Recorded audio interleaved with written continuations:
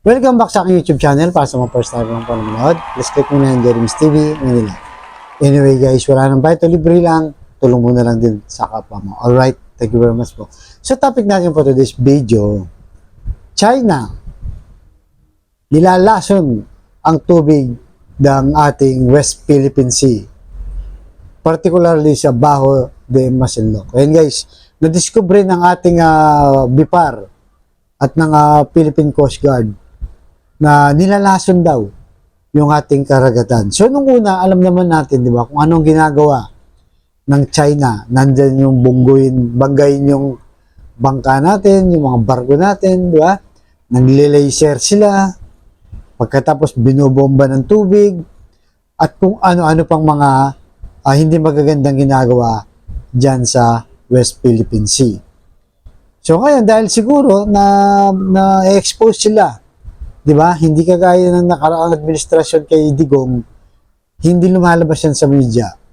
Pero sa panahon ngayon, talagang nakamonitor ang Philippine Coast Guard at BIPAR na ano man ang nangyayari dyan sa West Philippine Sea ay nai-expose. So dahil doon, siguro nakita ng China na nai-expose na nga sila at napapahiya na sila sa buong mundo. Di ba? Pero sa kabila na yan guys, tuloy-tuloy pa rin sila sa pag-aangkin. So dito sa ginawa nilang ito, ang pinapatay ng nila ngayon, yung kabuhayan mismo. At hindi ba doon din sila nangingisda guys, di ba? Parang iniisip tuloy ko ngayon, baka ginagawa nila to para hindi na rin mapakinabangan. At kung bigla na lang silang aalis dyan, kung iiwan man, wala nang pakinabang. Kasi matagal yan bago mawala yung visa. Kaya nandiyan pala. Kaya dahil dyan guys, pinag-utos ng ating Pangulong Bongbong Marcos na huwag lisanin, bantayan yan. Di ba? Bantayan yan.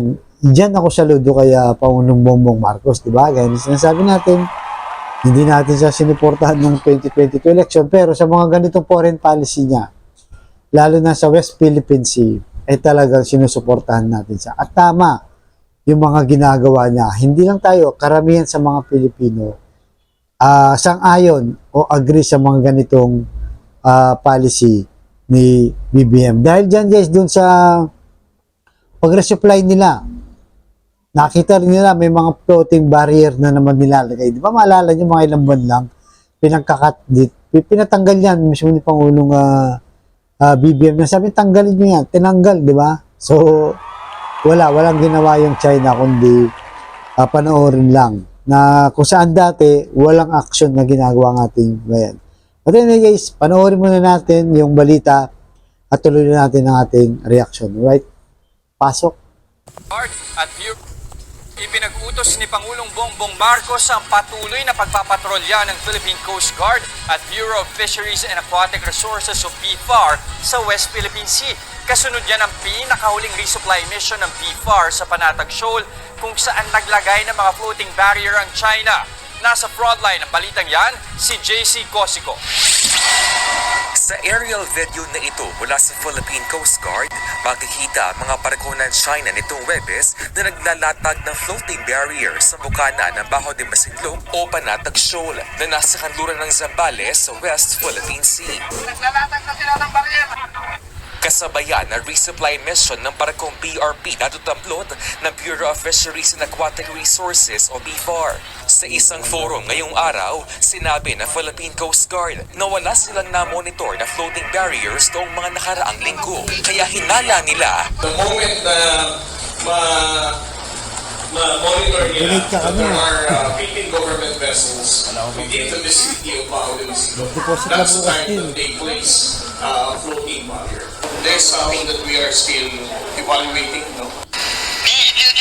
Nagpalitan pa ng radio challenge ang Chinese Navy at eroplano ng BFAR habang isinasagawa ang resupply mission sa Panatag Shoal na bahagi ng ating exclusive economic zone. Philippine aircraft, this is Chinese Naval warship calling. You have approached the air adjacent to China's Hualien Island. To avoid miscalculation, please alter your course. Sinagot yan ng BFAR. Bureau of Fisheries and Aquatic Resources aircraft of the Philippine government conducting a lawful maritime patrol within the exclusive economic zone of the Republic of the Philippines, China, as a signing member of the UNCLOS on 10 December 1982, are requested to abide to said convention. You are way beyond the 200 nautical mile EEZ of your country. Sa kabila nito, nakapaghatid pa rin ng tulong sa mga Pilipinong mangingisda. Pinabulaanan din nila ang pahayag ng China na pinalayas nila ang barko ng B4 sa nangyaring resupply mission. With the lies that they are producing, hindi na tayo affected dyan. They are just keep on humiliating themselves every time that they fabricate lies. Dagdag pa ni Commodore Tariela, inatasan ni Pangulong Bongbong Marcos ang Coast Guard at B4 na ipagpatuloy ang pagpatrolya sa West Philippine Sea. Sa impormasyon namang ibinahagi ng B4, may mga nasira umanong bahura sa Panatag Shoal dahil sa pangingisda gamit ang cyanide na isang nakalalasong kemikal. Ang pinaghihinala ang nasa likod niyan, mga mangingisdang Chinese at Vietnamese. According to the statement of our Filipino fishers, these Chinese actually they intentionally destroyed Baho de Masinloc to prevent Filipino fishing boats to fish in the area. Sa ngayon, magpapatuloy daw ang rotational deployment na PCG at B4 sa Panatag Shoal. Pero paglilinaw nila, hindi yan para galitin ang China. Objective natin dito is not to provoke anybody, not to escalate the tension in Baho de Masinloc. Our objective here is to protect the Filipino fishermen, to make sure na ang mga Pilipino mangingisda ay makakapangisda sa Baho de Masinloc. Kumpiyansa rin ang B4 na makatutulong ang rotational deployment para mapataas ang produksyon ng isda mula sa naturang bahagi ng ating karagatan. Nagbabalita mula sa Frontline, JC Cosico News 5. So yun guys, napanood nyo, di ba? So, kung napanood nyo, even yung nire-radio challenge nila, di ba? Yung China, ano sabi ng BIPA, ano sabi nila? Sabi nila, nakapasok kayo o pumapasok kayo sa aming teritoryo na 200 nautical miles na exclusive economic zone. Di ba? Irespeto nyo ang UNCLOS o United Nations Convention Law of the Sea. Ang nakakalungkot kasi may mga Pilipino rin ang pumapanig sa China, guys. Diba? Alam naman natin kung sino sila. Sila yung mga DDS supporter na kung saan nagpapalaganap din ng disinformation. Kaya sama-sama tayo, guys, na i-expose to. Bukod sa mga mainstream media, sa kaka-vlog natin, i-expose natin sila ng ginagawa ng China sa ating bansa, especially dyan sa West Philippine Sea. Kailangan natin silang talunin, di ba? Kaya nasabi ko, nakakalungkot, may mga kababayan tayong pumapanig sa China, nagpapalabas ng mga disinformation at nababalitaan din natin na may mga Pilipino binabayaran. Di ba? Nagkaroon nga ng issue yan. Di ba? Nung sinabi nung anak ni Juan Ponce Enrile na itong si Martin Andanar daw na di umano'y pinupondohan ng mga vlogger na sikat. Diba?